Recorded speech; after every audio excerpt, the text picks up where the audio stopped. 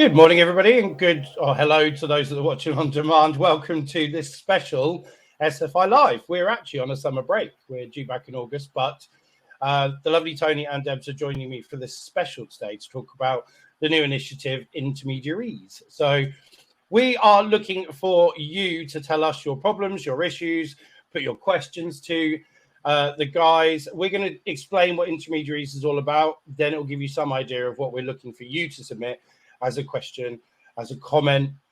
We can talk about specific cases, no personal details, but a description of the case will help so that we can perhaps start picking it apart and then look at the way we do things. The whole point of today is the interacting with you guys. We need to hear from the brokers what it's like to work for Saffron, not just Saffron, but other lenders as well.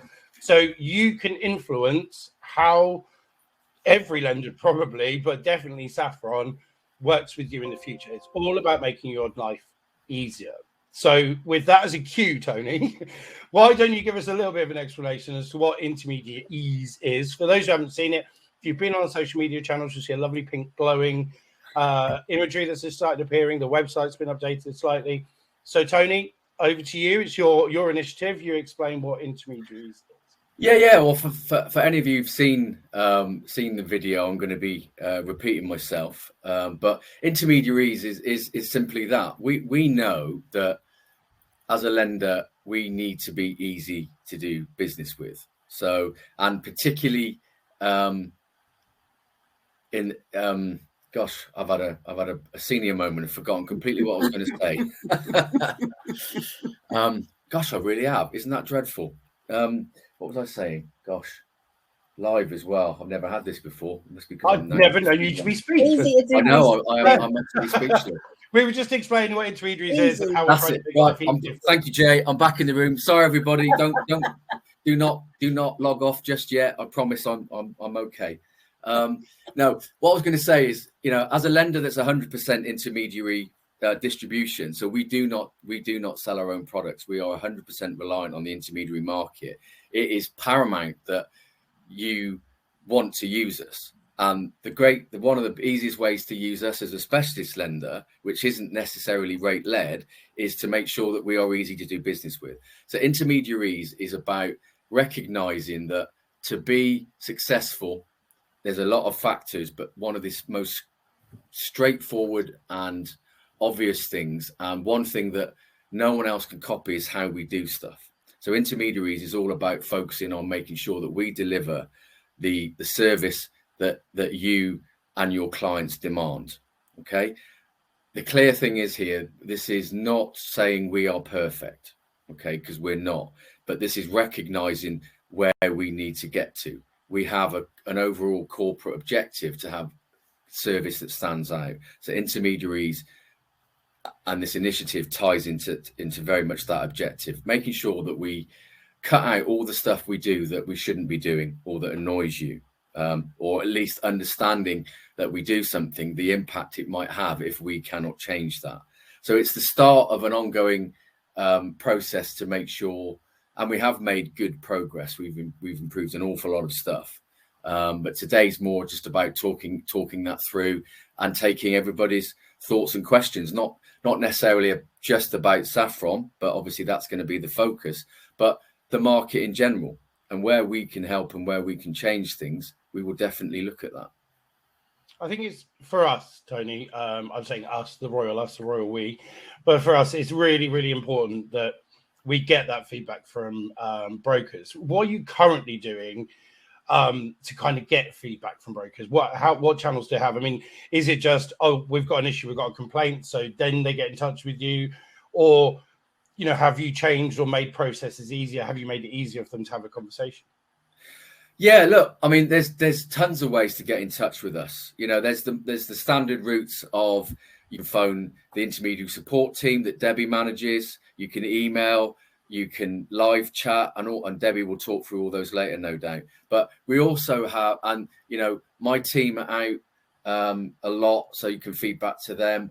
I'm on LinkedIn a lot, so by all means follow me or link in me and tell me how you feel. I'm really comfortable with that. But we also have 2 survey programs running at SFI as well. So we have our 6 monthly survey, which we do in association with Smart Money People. Now that isn't just asking about us, that's Smart Money People asking about the market, and it breaks it down into building societies, all lenders, specialists. So we get really superb feedback, and our 6 monthly survey is just about to go live in the next week or so. So for everybody who's registered, you will get that request to join, and there's £100 of Amazon vouchers for your time if you're the lucky winner we pull at random. If you'd like to give us your say, register today on our website to join us, and then you will get those emails.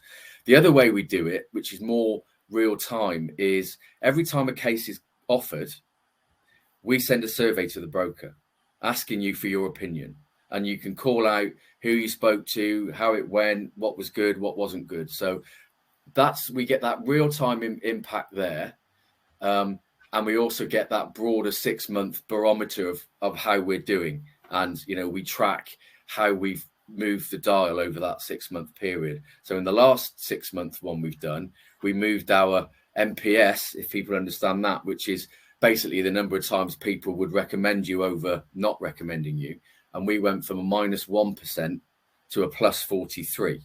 Now FS in general, if you're getting anything above 0, you're doing well. So we really have moved that dial, but we've got a lot further to go. So very long answer to your short question. Loads of ways of being able to get in touch with us, and we're looking for more as a part of Intermediaries. How can we make it even easier for you to tell us what you like and don't like? If you don't want to talk to us directly, but you want an easy medium for feedback, we're looking at how can we build that into our website, etc., etc.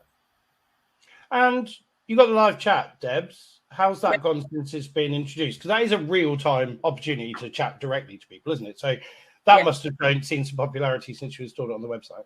Yeah, live chat's really popular. I mean, the main thing is, like Tony said, that not all brokers want to talk to us live. Some people want to be able to do a live chat facility because you can do 2 things at once. So you can do live chat at the same time as maybe pinging out an email to somebody. So live chat is a really popular medium for a lot of people. It's a service that we offer. The main thing with live chat is that there's only the same amount of BDMs that are going to operate it. So there's only us still. We're still doing it. It's only us. There's not someone that we invent to do it. So you're only going to get one of us BDMs that will actually operate it. We offer a really speedy surface on it, so we get very good feedback on the chats that we do. A lot of 5-star reviews on the live chat. We offer it we're not a lender that will say we're only going to offer live chat between certain hours. So we don't say we're only going to offer it between 12 and 1 or between 1 and 2. We will offer it for as long as we can during the day. So from 9 o'clock in the morning till 5 o'clock at night, we will do whatever we can to keep that live chat facility open. So my team will make sure that from all of those hours, 9 to 5, we will have as many people as we can offering that service. But it is really popular.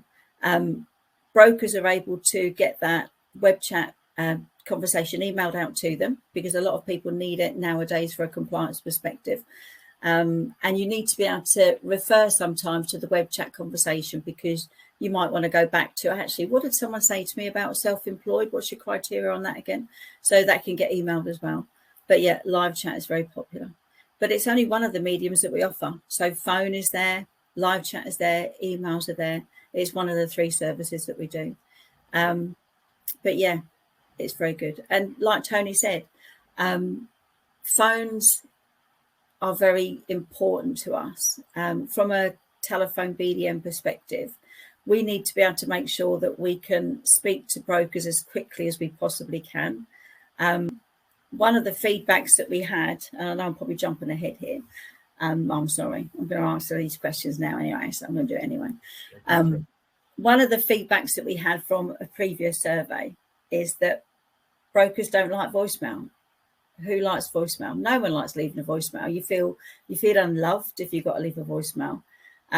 It's unnecessary sometimes. It's a necessary evil. We can't always do things very quickly. But one of the things that we got from a survey was, why do I have to leave a voicemail if we need to?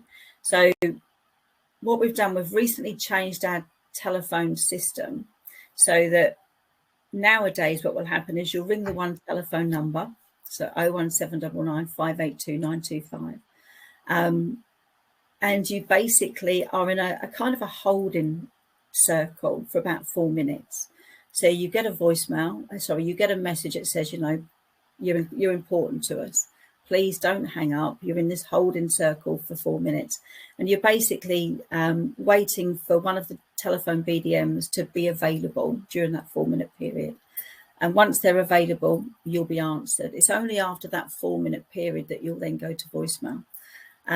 If you do have to go to voicemail, we will do whatever we can to call you back within an hour. So that is our SLA. We will call you back within that hour. But it's important that you leave your telephone number, because some people think that they don't have to leave a telephone number, but you do have to leave your phone number, because if you don't, we don't know who you are. So you must leave your phone number and we will call you back.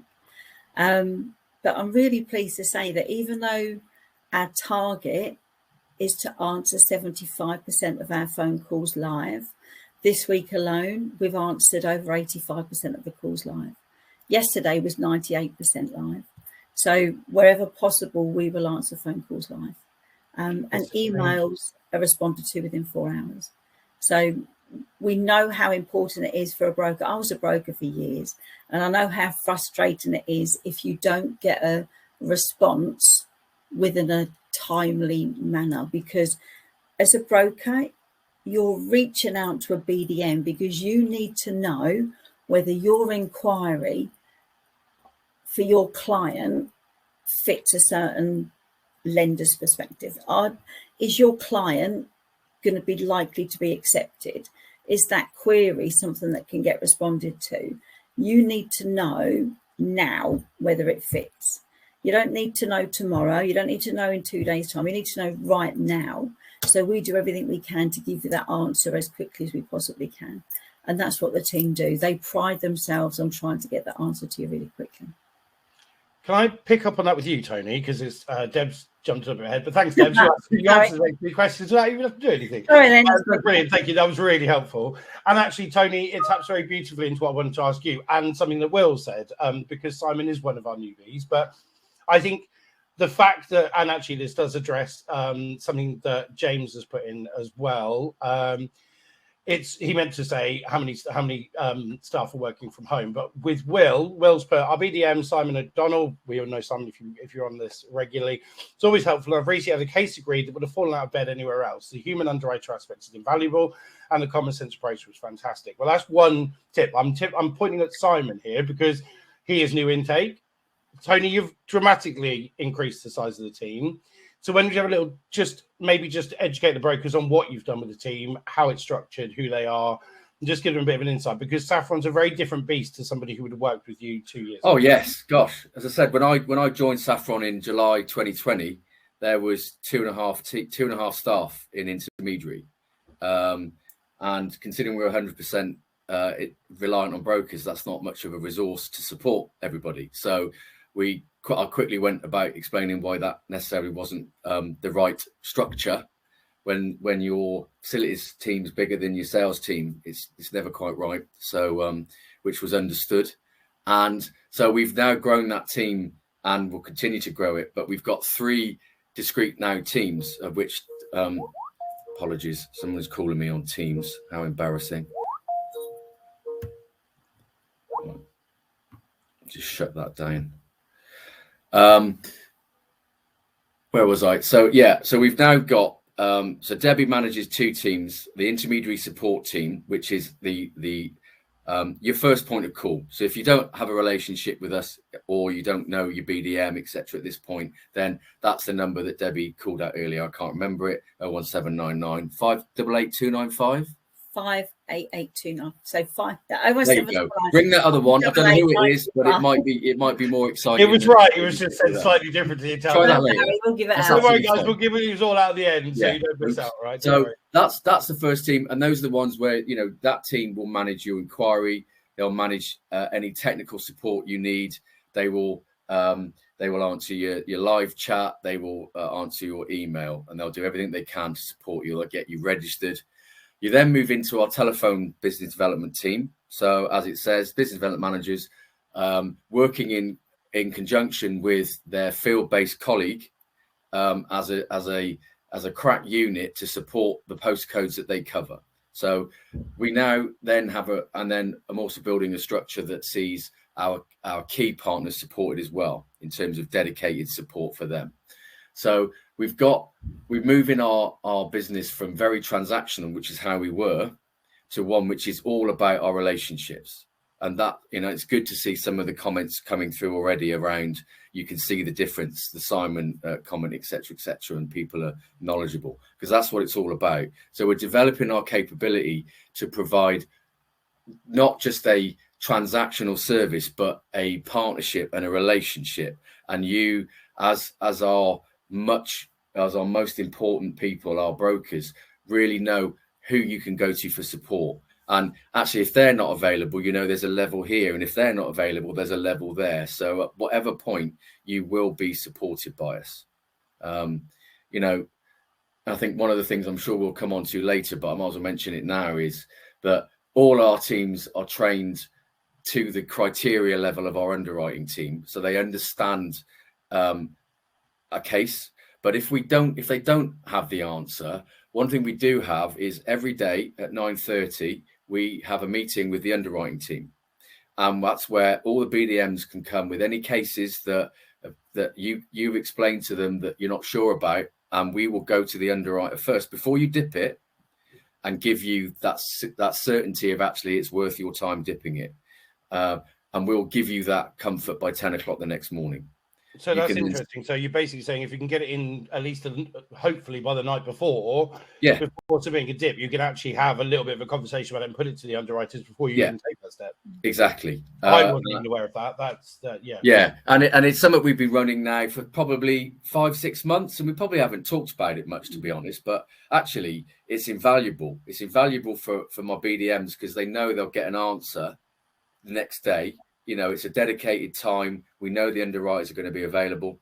So, and it's just a good opportunity to talk through cases because emails are ambiguous. They can miss the relevance. So that chat is so fundamental. Okay. Right. I'm going to start addressing some of the things coming in. Just before I do that, there is a poll live, guys. And at present, you're doing quite well on how would you rate the service at Saffron at present. So these are the people who, I guess, are working with you. Excellent, good, take priority.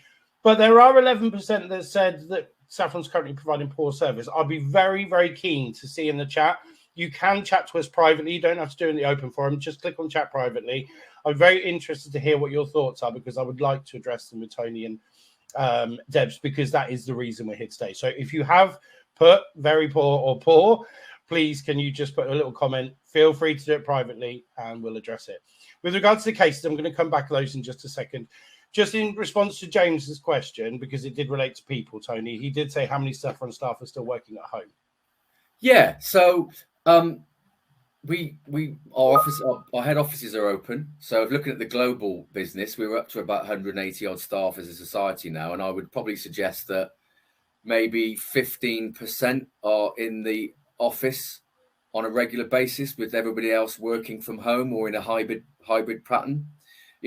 Saffron's been brilliant throughout the whole pandemic, and as we're moving through into new ways of working, that everybody has that flexibility. You can work in head office if you want full time, and there'll be a desk provided for you. You can work in head office some of the time on a hot desk arrangement, or you can work at home the whole time. It's entirely up to you, and everybody is set up to work from home. We all have I've triple screens. I've got 3 screens. I've got a docking station. We've got our phones. You've got a landline phone as well if it's required for the role. So everybody can do what they do, and you wouldn't know if you're in the office or not unless you're in a Teams meeting and you can see what's on the wall behind somebody. So for my team, everybody works at home, okay? Because there's none of us really live that close to Saffron. So actually, this has been brilliant for us in terms of that productivity, not wasting that commute time to actually get on and make things better. But are all committed to meeting once a month, and we've got our team meeting next month. The whole team get in, we re-energize, we meet each other, we chat, we go through key issues that aren't as easy to explain on Teams. But I don't think anybody would notice that we're not in the office. Michael, I'm keen just on that, Michael. I'm very keen to hear. Oh, sorry, James. I'm very keen to hear why you asked that question. So if you could elaborate, because I'm quite that'd be great. Intrigued as to why you asked and the reason behind it. Just turning to Michael's comments, the live transcripts are good. I have a case that was agreed verbally, subsequently declined. Sorry, I've asked for a copy of the call recording, but it will suddenly not exist. Now, I can assure you that will. Debs, I think I'll just leave that with you to have a look into as and when. But Tony, I'm addressing this one because I think we need to answer this. And I think from a lender perspective, it's really important you get your point across. So it's also from Michael. Great society and staff. However, it's a concern that I can't give you business because the LTVs are too restrictive. Well, I think this is one where Michael probably needs to give us a bit more detail because our product range goes from 95% downwards. So, but it does depend on which product section you're talking about. Sorry, it was not you. Right. I'm not sure if that's to the bit about. I don't know which one that's for. Yeah, Michael, just elaborate. I'm guessing that's to do with the transcript rather than this. Okay, so, right. Okay. If there are product areas, Michael, you'll get ours. Okay. Yeah. So sorry, Michael. If you could just let me know what particular product area that we're restrictive in. We do 90% self-build 1 year's accounts. I doubt if it's going to get much higher, and there isn't any much higher in the market. We'll do up to 95% first time buyer, up to 95% for residential. Buy to let will do, Debs, up to 90%, 90. So they have actually increased. Even if you talk about the loan to values, a year ago we were only at 80%. So for self-employed that had only got 1 year's worth of accounts, for a very long time and for contractors, I've been here at the society now for 6 years. In fact, it was my 6-year anniversary last week. Congratulations, Debs. Oh, thanks ever so much. I know I don't look old enough. That for a very long time we were at 80% loan to value. But again, from feedback from brokers and on the market, that went up to 85% loan to value. And I believe, my memory is really shocking, but I've got a feeling that was about 8 months ago, we increased that to 90%. Yeah. So again, on broker feedback and on the fact that we know that we were out of sync with the market, we will actually do for self-employed. Sorry, Michael, it's not buy to let. It's self-employed with 1 year's account and contractors. We will do 90% loan to value. What's our limit on buy to let, Debs? Just remind me. 75% loan to value. 75. Thank you. Yeah. So 75% loan to value on buy to let. Okay. Yeah. So Michael, speak to the team if there's, or just let me know if there's other areas that you think we could be doing more in. This is what we're trying to do with Intermediaries. This is the whole point of this. We're not saying we're perfect, but what we're saying is we've got 2 of these and 1 of these, and we're trying to do it in that order by listening and then responding with how we can do that. So that's really what we're here for. I'm coming to the rest of you guys. I know I'm bouncing around the same people, but James has just replied. He's found that across other lenses that working from home application was actually taking longer. Your application times are lowering. Debs, I'm coming back to you because it was a question for you that we didn't address wholly, but how are your current timings? They have improved. I'm aware of that, but maybe the brokers aren't. So where's it at the moment?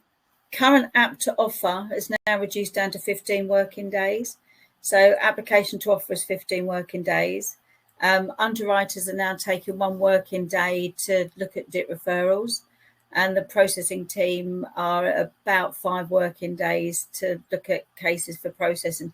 That's actually to do with some very popular products that we had as opposed to working from home. So since we've been working from home, the processing times haven't actually increased. So the fact that we're working from home hasn't had an impact on what we're doing.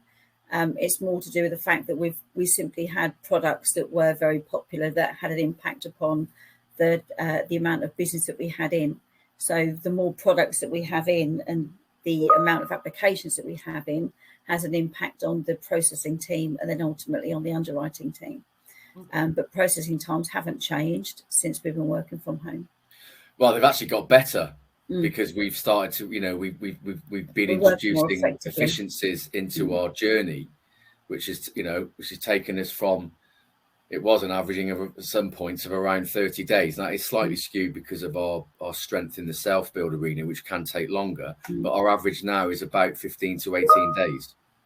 So can I just address Tam's in there, because we do have this conversation. She's brought up the self-build is different, isn't it? So that can take a bit longer because it's a bit self-build, can take longer because they are a bit more of a trickier underwrite. It all depends on how much you help us.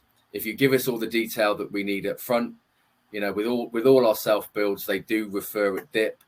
You do need to supply a supplementary document which tells us all about the project. The more detail on there, the quicker things will go through. I think we've said 100 times, haven't we, when dealing with a self-build case, early doors before you put DIP in, maybe just get some advice from the BDM. Because you do have a specialist underwriter for self-build, don't you, Joan? We have one, and we're training up more. So it's a key strength of ours, and I would just say use the phone team, use the BDM, have a call, speak to us about the inquiry. We'll either give you the nod or we'll take it to that 9:30 meeting. So you're not wasting time waiting for the phone to ring or etc. etc. Okay, just to pick up, I seem to be going around the same people, but I'm just finishing conversation. So Michael's come back with the buy-to-let. Most need at least 80%, but the rest of the product range is awesome. So maybe take that comment on board, guys. Thanks, Michael. We will take that one away, and it's on my list already. But that helps to have some support from you as well. So we will. This chat log does get submitted, by the way, guys. We do keep your chat log because we do reference back to it. So just if these are equally as important for us as they are for you and your development, this is really important for us, and these comments do get saved and used. Okay, so Louise Gregory, great support from BDMs, really helpful. However, I find underwriting is taking a very long time. Can we just explain to brokers how we can reduce that time down and what does cause those kind of so firstly, Louise, thank you for the feedback about the team. That's great to hear. Underwriting, can take a long time at times. We are, as Deb's just said, experiencing a very busy time at the moment. So we have pushed out our service levels for the underwriting and processing teams. And we do that for a very big reason. We want you to understand up front what it is what to expect. So we're now at 6 days for underwrite review. So don't get upset if we haven't done it within the 6 days. We try to, but that's the date we're at. If we go over that, then you've got every right to get on the phone and query it. But we're trying to be transparent to say to everybody, look, that's what it is. I can't make it any different right now. As soon as I can, you'll know, because that will come down. So use us, don't use us. We're being transparent up front. That's your call. If we're the right home for you and your client, and I sincerely hope we are, then accept that it's going to take a bit longer at whatever day. We always have our service levels front and center on our homepage, landing page, and we are developing that further to provide more content in there, but it's really clear where we're at. We always try to keep dips to 1 day because we know that's fundamental, but the other areas do drag out. Now, going back to Jay's point, is what you can do to help us is we will not progress a case until we've got all the documents. So when we accept your application, we provide you with a checklist. And one of the things a lot of brokers miss is we only show the first 4 items on a checklist. You have to maximize it to tell you them all. So unfortunately, we do have a lot of people sending in the 4 things that they think they've covered and then realizing there's more. So what my plea is, please can you check that? We are going to send out a reminder soon on that because we're seeing that quite a bit at the moment. But the thing is, get all your items in on your checklist as soon as possible, because that way then we can get it in front of the underwriter sooner rather than later. If it sits there without an item, it will just sit there until you send us that document. Now, the processing team will chase you and we'll try and move you along to help you. But it's down to you. And, if you've got queries on those items, you can ring the processing team. So what you can do to help us as well is, if you've got something on the case that doesn't quite make sense, or you think it might scratch some heads on a bank statement or something, make a note. We have a notes function both at DIP and on the full submission of an application. Tell us the story. We're great, but we're not mind readers. The underwriters will love to see a note, or if you spoke to a broker, if you spoke to a BDM, put a note on there as well. Spoke to Simon, spoke to Debbie. They said we could do this. It just helps move things along for us. We are also in the final throes of a document we're calling our Right First Time Guide, which will be our, as it says on the tin, how to get your case right first time, and help us to help you move from that DIP to that app to that offer, which is the big thing that you want. So we're working on as many tools as possible that you need to help us help you. Can I just pick up on two of your comments in the chat room, Tony, because I need to bring them up. And Tony, there's something you actually don't know yet, because I'm supposed to inform you today. So this will answer one of those questions. Yeah. Actually, two of them. So just to Lachelle, to support the BDMs and live chat and Varus queries, can we have a frequently asked questions section to cover off some recurring points and questions? This will help introduce Gabe's answers quicker. I have just completed a 6-product overhaul of the product pages, which includes more detail on the criteria, but also does have the most commonly asked questions and the answers, which lovely Tony and Debs are going to check over for me to make sure I've got them right. We're testing my skill now after 2.5 years to see if I've got it right. Just send it to Debs, because I'll get it wrong, clearly. Yeah, I'll have it, Jane. It's over to Debs, to be fair. And Debs, you can give me a score out of 10 and see how I've learned. And I'm going to be a BDM soon, I promise. But so that does answer that one for you, Lachelle. And that's going to happen really, really soon. We're going through a big overhaul of the Saffron for Intermediaries website at the moment to put more detail on there as part of this Intermediar-ease campaign. I have done them, so they're on the way. That does also go very quickly over to, guys, we are getting case questions. We get them privately. We are coming to you. The case clinic is coming. I'm going to pick up on Rachel's. I think sometimes the criteria aren't detailed enough. I had a client who wanted an IO or part, and the criteria suggested she could use the 25% PCLS from her UK SIP. However, the underlying investment is an offshore bond and denominated in US dollars, and it was therefore deemed unacceptable, saying that your criteria are better than a lot of other lenders. Fine. Debs, go on, you go, then I'll follow on. Yeah, unfortunately, we don't lend on foreign income. So there's always going to be times, unfortunately, where we can't advertise all of the finite points of criteria, but we don't lend on foreign income. The only time we can lend on foreign income is for an expat living abroad. So if you've got an expat doing a buy-to-let application, then because we need to have a foreign income that we would convert to sterling to be able to see whether they can cover rental voids, then at that point we can say, let's have a look at the foreign income. But for a standard residential case, we don't have the ability to take foreign income into account. And unfortunately, if you've got a UK SIP and part of that SIP relies upon foreign income, we wouldn't accept it, unfortunately. Thanks, Debbie. Far more eloquent answer on that subject that I can give. But what I will say, Rachel, is I agree with you, and it's a challenge because you don't want to put every single bit of criteria in your criteria things, because you can't sometimes see the wood from the trees. Okay. However, it is something that we constantly review. So we have an A to Z on our criteria guide, and obviously our criteria will also be found on all the known sourcing criteria systems out there. And we pride ourselves on focus on being 100% accurate with our criteria. But there is things we could do to help in this scenario perhaps be a bit clearer. So on our website, I know we mentioned that we don't take foreign income as a criteria point, but I don't know if we mention it under a SIP. So we'll go away now and use that as brilliant feedback to help the next broker to not get confused by that or disappointed by our decision. So that's the feedback we need, because we can instantly go away and sort that. So by all means, just keep that coming, because that's great.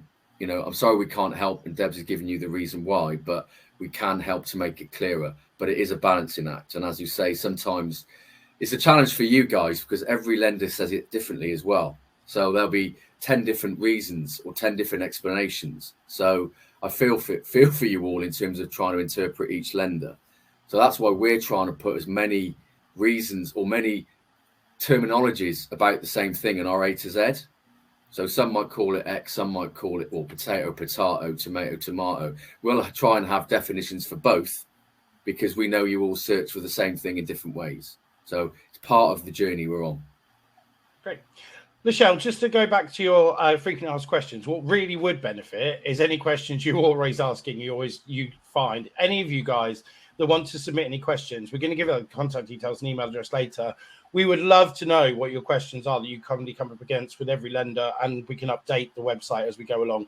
It's a live website, it's managed in-house, so we can do it at our leisure. So moving on to a couple of other points, I am coming to you guys, bear with us. The criteria clinic we're shoving towards the end, so we're all coming to you in just a second. So on to some of our other comments from Chloe. What is the maximum loan to value for interest only and minimum income? Debs, this is a new one. So interest only, I'll go through a couple of things, Chloe, because age actually is a factor for it. So interest only, there's no minimum income requirement. We don't have a minimum income for it. Maximum loan to value, if I take the fact, first of all, that you're not retired. So if you're not retired or not deemed to be retired, maximum loan to value is 70%. If you're trying to use the residential home as the repayment vehicle, you need to have £250,000 equity in the property. That's number one. If you actually have a client that is retired or deemed to be retired, then loan to value is 60% for interest only. However, you can't actually use the residential home as the repayment vehicle unless you use a specific product. So there is actually a couple of factors depending upon whether you're looking at retired or not retired. What I'd say, Chloe, is that if your client is retired or about to be retired, rather than worrying about whether it's going to fit, give us a call on the BDM team. So 01799 582 925, and I'll happily talk it through with you, because it can be a little bit of a minefield depending on what you're doing, and that'll be a bit tricky to try and answer it on this call. If they're not retired, not going to be deemed to be retired, 70% loan to value, you need 250 equity if you want to use the home. 75%, yeah. Pardon? 75%. Sorry, 75%. And just on part and part, Debs, we happily do part and part? It's the same. So 75% if you're looking at interest only. So part and part will be the same loan to value as if it's interest only. Brilliant. But its affordability is tested as if it's the same as full repayment. But as I say, Chloe, if you're looking at retired or you're looking at approaching retirement, it gets a bit complicated. So give us a call. Rachel's just followed up, actually, Debs, while I'm with you. And most of our clients are expats. The lady with the SIP was one. Some lenders have separate criteria for expats, so you can check the specific matters relating to expat borrowers only, and you can then be sure that you're not confusing the response with something that relates only to UK residents. Now, can you address that? Can you see it, Deb? Sorry, I speak. So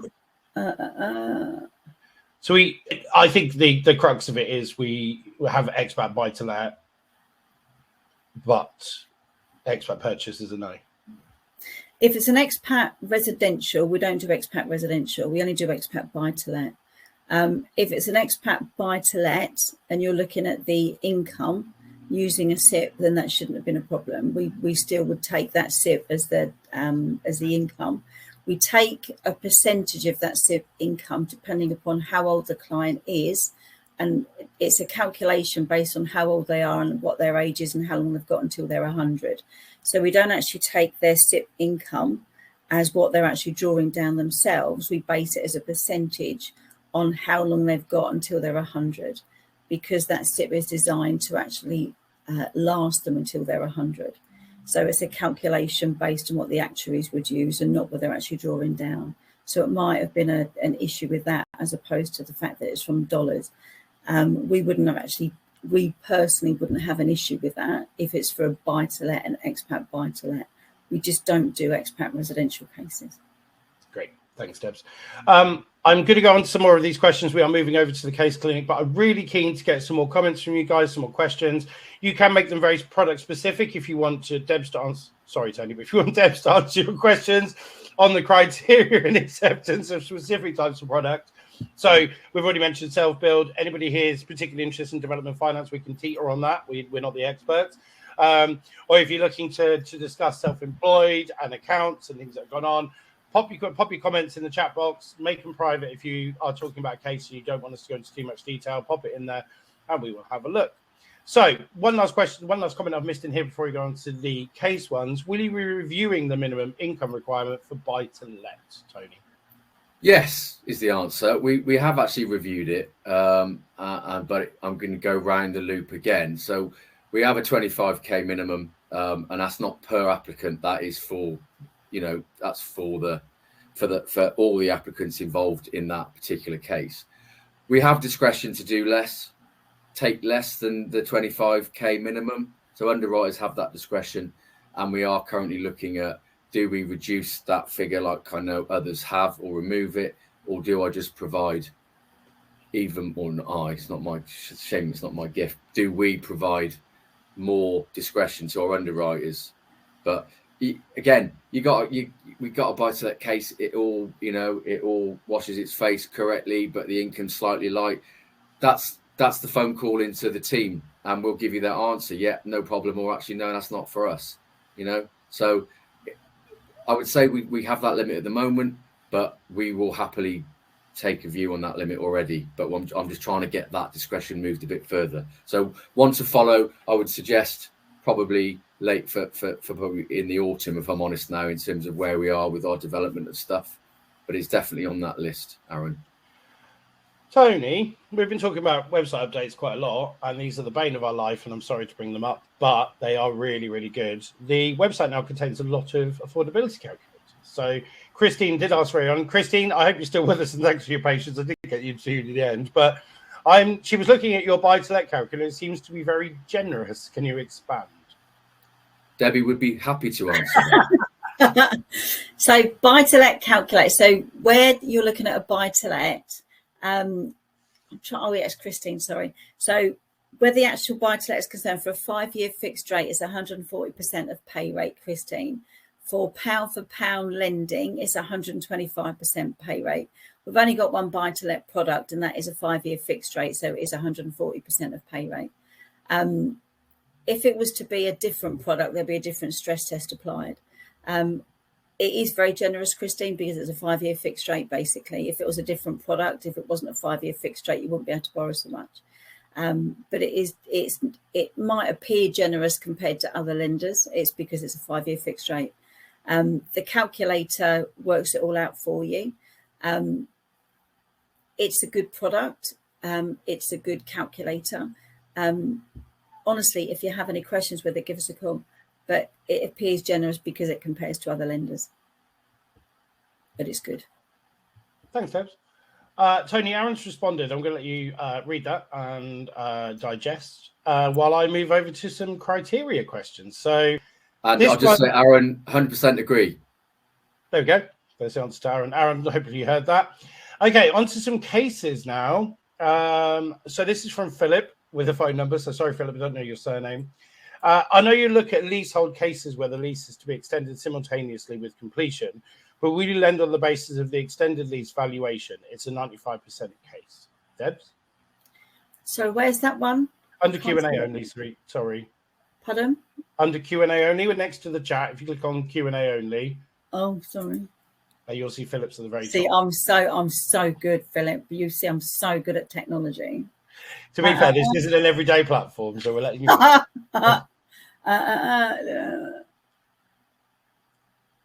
Yeah, we will. So basically, if the lease is to be extended, as long as it's extended by completion, what you need to do though, Philip, it's really crucial that you add a note onto the DIP. If you don't add a note onto the DIP to explain to the underwriters that you're actually extending that lease, then the risk is that the valuer is not going to know about this and it's going to get declined. So you have to add a note onto the DIP to explain at a very early stage that you're going to be extending that lease. 95% is fine as long as it wouldn't be anything less than that. I was going to say if it wasn't going to be a new build, but it won't be. Yeah, absolutely fine. Just add a note on. Got to let the underwriters know at a very early stage that you're extending the lease. Otherwise, the valuer is not going to know, and you've run the risk of getting a decline otherwise. Okay, thanks, Debs. We have another case from Mark. Do you want to read that one, Debs? Digest that for a second. Well, I'm going to go pick on Tony for a minute. Tony, just going back to this whole Intermediar-ease campaign, and we're going to be, and I will explain at the end of this webinar how you can submit your issues, your things every time. So every time we do a new SFI live come August, it's going to be issue focused as well as product focused. So we're really going to bring it forward, and we're going to bring in some experts from outside of Saffron as well. We're going to start doing what we do on the podcast, which is bring in experts if they have a valid input in what you're asking, what your issues are. So it might be done links with different organizations. So who knows? We might even bring in underwriters like we've done before, etc. So there will be more people. So Tony, how are you accountable for these changes? So if brokers are saying, I've got an issue with this, you're going to change it. What happens if you don't change it? How are they going to know you've made that change? Because obviously they're not talking to you day in, day out. Well, one, we will be communicating changes as we do now. We don't crow about how good we are enough at times, and and that's for lots of reasons. One, I haven't had the people there to do it, but we also, it's just about, it's doing what we do, and we don't necessarily think right every time we've got to shout about it.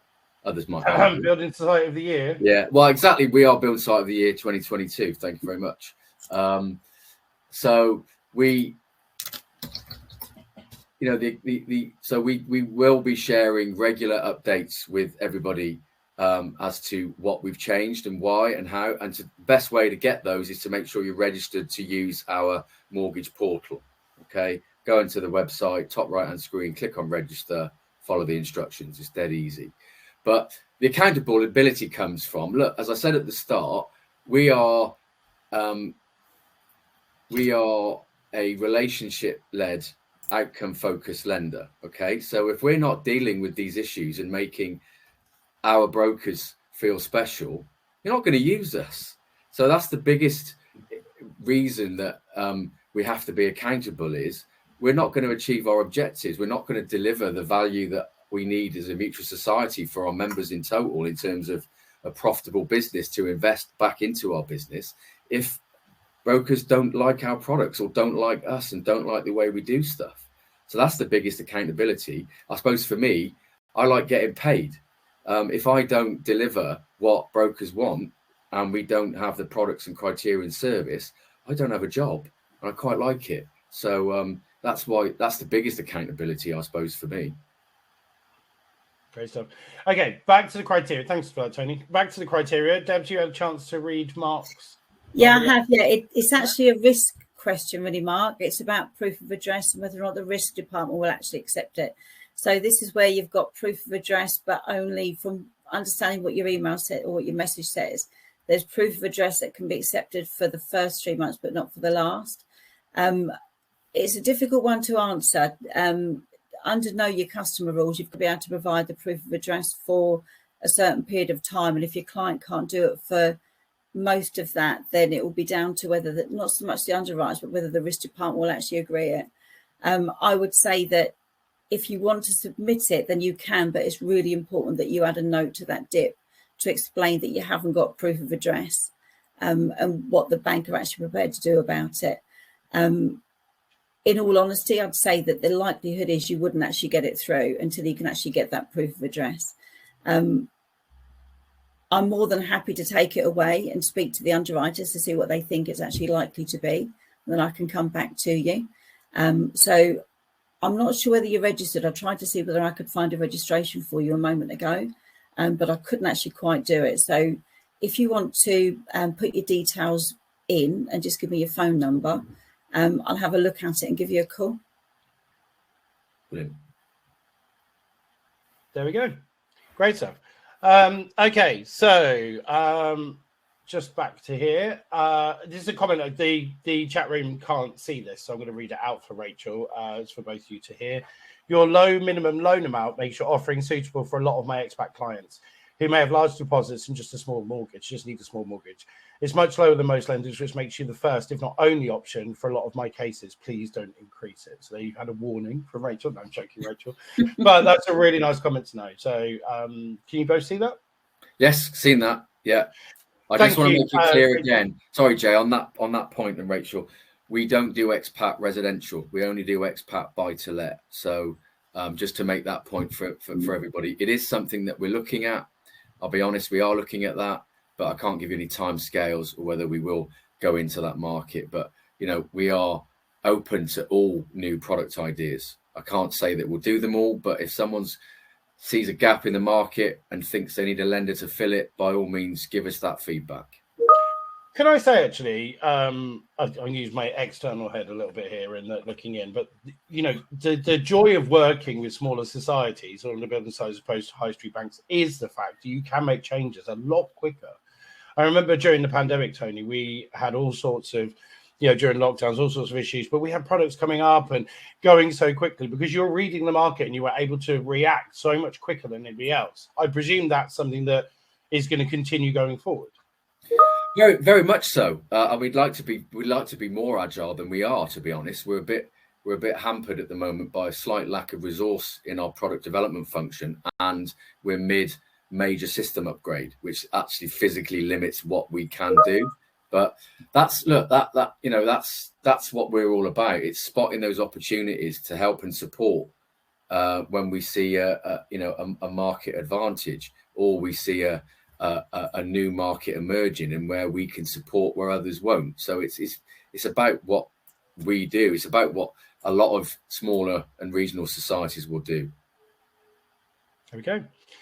Okay, just going to quickly share my other screen, just so people, but we were talking quite a lot about registering. Just for those of you that haven't been onto Saffron for Intermediaries for a little while and don't know where to register, this is what you can see. Hopefully this didn't work last time. There we go.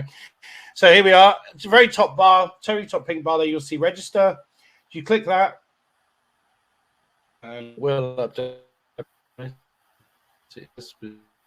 Confidence, it's not going to. There we go. And it will form. Apparently, there we go. See that? And so you can register there. But also, as we were saying on the website, the one thing we're trying to do wholeheartedly is keep you updated with fresh news and things that are going on. So your DIP referrals and processing SLAs details are there. They are changing in real time. If you go down to the bottom, you'll find they're down here are the latest news items. If you click on these, it will give you access to all the other news on there. So if you're looking for policy and product updates, and you're not necessarily seeing the emails, you can find them on here. But our advice is to sign up, get the emails. You don't get spammed. You do get a lot of information by email. And even that's had a major overhaul as well, Tony, from what I can gather. The email outs are much more succinct and purposeful. Is that right, Tony? Yeah, and as I said, we're doing more work on that, and we're doing a lot more work on the website. And again, I think that's where, you know, going back to Lachelle's point that she made about that's where we need our audience, you guys, our customers, to tell us what it is you want on our website, or what you find difficult, or what you find challenging at the moment. I've just looked at that just then and gone, there's a couple of things on there that are out of date that I need to fix straight away. So if I can see those, it must be confusing for others. So, but again, please do, if you spot something, let us know. Something that you need or really makes a difference to you in your world, and we're not providing it, or we're not providing it as easy as we can, let us know, please. Yeah. Just so you know, guys, if you sign up for the emails today, if you're not registered already, register now, because one of the emails that is going to be following very shortly from the Saffron team will include an email address where you can submit your issues, concerns, case queries, everything you want us to do on here in an open forum. You can submit that for future SFI lives. We're coming back. I'll get the exact date for you, but we're coming back in August. And then we're running for our usual, we do about 10 a year. We try and give the guys a couple of months off to try and get a holiday. You know, the guys do rest every now and then. And a bit of a breather. So we will be back. I'm just getting the date. Bear with me. We will be back on Wednesday, the 10th of August. And that will be our brand new format. So season 3 is our issue-led format. So your issue can be anything from why are you crap at communicating me to why is my case not going through? How do I get all the information I need for a self-build? You can put whatever you want into those emails. You can be anonymous. You can ask to be anonymous. You can do it openly in an open forum. But SFI Live each month is going to be your opportunity to really get an answer from that man right there on the screen, who is, pushing this forward, this intermediaries campaign forward, with Deb's support, of course. With Deb's the nice one. I'm joking, Tony. So very quickly, what are the benefits of registering, Tony? What do you get? What's the point? Well, firstly, when you're ready to submit a case, you can, rather than having to wait to be registered. Whilst it only takes us 24 hours at maximum to get you registered, it's still 24 hours you might have to wait. So I suggest you doing that. But it gets you on our mailing list. So any communication that we send, and as Jay says, we don't just send loads, we send ones that are worth reading. You will be on that list. So you'll know about product withdrawals, new products, changes to criteria, or just developments and what we've done, things that are better, growing the team, new BDMs, whatever it might be. So that's the simplest way to stay in touch. And engage with us on social media as well. Our LinkedIn page has got lots of information on it. And we are striving to put more on there. So interact with those posts, put some comments under there. Any way you can communicate with us, tell us, because we will address it on SFI Live. That's why we're here. We're not stopping. We're having a summer break. We're coming back in August with a fresh head on. There'll be the three of us as standard. And then whoever joins us is entirely up to us, really. We'll just decide there and then who's going to be on. But we'll let you know, obviously. And Tony, and Deb's actually just going very quickly onto this tell a story thing, because I think a lot of what we've seen in this chat today is what you say, we say on a regular basis. Tell us all the details. Debs, tell me some of the things that you come across on a regular basis. You think they should know to do that. They should know to do that. What do you come across during the dip stage? What do you have to chase for? I would say that the main thing on a dip that can often cause a problem would be that if, like we've said previously, that if there's anything that we need to know that the underwriters would need to know about a case that could possibly affect it, add a note on. A dip will only give you a response based upon the answers that you put into the questions. So I know that sounds a bit bizarre. What I'm trying to say is that a dip gives you a response of accept, refer, or decline based upon the answers you put into the boxes. But that doesn't tell the story. That just gives you an accept, refer, or decline. If you know that there's something else that the underwriters might need to know about, you can get a manual response looked at. So you can actually turn an automatic decision into a manual response. And that's the best thing to do if you think that there's something quirky about that case. So it could be the property. It could be the fact that you know that the clients might have had a couple of months of work because they weren't very well, or it could be that you think that they might do a job that we might need to know a little bit more about. It's going to come up at application. So you need to let us know before it gets to application stage, before they start to pay any money. You need to let us know beforehand. So add a note onto the dip and get that manually reviewed at. It might take an extra day or so to get a response, but it's best to get a true response than it is to just think, oh, I'm just going to let it go through to application.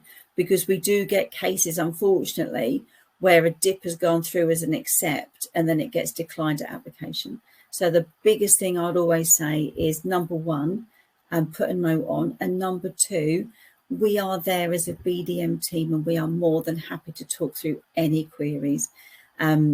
Please don't forget to contact us. We'll happily talk through queries, even if you think it's a silly question. There's no such thing as a silly question. It's not up to you to know our criteria. That's up to us to know our criteria. So you call us and we'll talk it through. And as we discussed earlier, we will put those frequently asked questions on the website. So out of hours, you can get to them. I'll work with Deb and Tony to evolve those as much as we can. You know, we've done what we know. Obviously, you guys know better. So the website, saffronforintermediaries.co.uk, saffronforintermediaries.co.uk. Get yourself registered today. On your screen right now, you can download your CPD certificate for joining us today. So log your points against your CPD. Debs, very quickly and slowly, the telephone number for them to contact you on, please.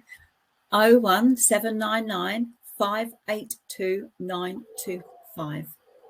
Lovely. And Tony, any last? Oh, hang on. Do we have? Rachel just asked, do we have a specific BDM or do we just call? So, is it if somebody hasn't got a BDM, just call the mainline number? Call the mainline number, and then we can tell you who your BDM is. We're currently as we're growing the team, we divide all our BDMs by postcode. So we're currently growing the team, so the postcodes are a bit fluid at the moment, and that's why they're not necessarily obvious on the website. They will be soon. You'll be able to see exactly who your phone BDM is, who your field-based BDM is. But Rachel, for now, call the team, and they will tell you which BDM it is, and then we'll get them to reach out to you and say hi and make sure that we're looking after you. Great. And Mark, I've already seen that you've submitted the case. I've got your phone number. I'll give you a call. There we go. That's the point of SFI Live. Fix the problems that exist and make it easier to work with Saffron. So thank you so much to everybody who commented in the chat room. That's been super helpful. Join us again 10th of August. You'll get updates. Sign up for those email updates because you get them on email. Also follow us on LinkedIn and Twitter to find out more information. You'll find us Saffron for Intermediaries on both. Thank you, everyone. Thank you, Debs. Thank you, Tony, for what I think is actually a really productive session as a kick-off for Intermediaries. I think it's been really useful, and I really hope that the Intermediaries initiative really shows you guys that we are really trying our best to look after you and give you the best service we possibly can, and we will continue to do so. So thank you to everyone. See you on the 10th of August. Join us on the podcast. Don't forget to go over to Spotify. Go and have a look at the podcast. A little bit different atmosphere in there. We talk about the news. We talk about property and mortgages. Random people on there each time. It's always a bit of a laugh. So come and join us on that. Download and have a listen in your car. And for us, have a lovely, what looks sunny to me. I don't know if you guys are the same. Sunny afternoon. And we'll see you in August. See you, everybody. Bye. Bye, everyone.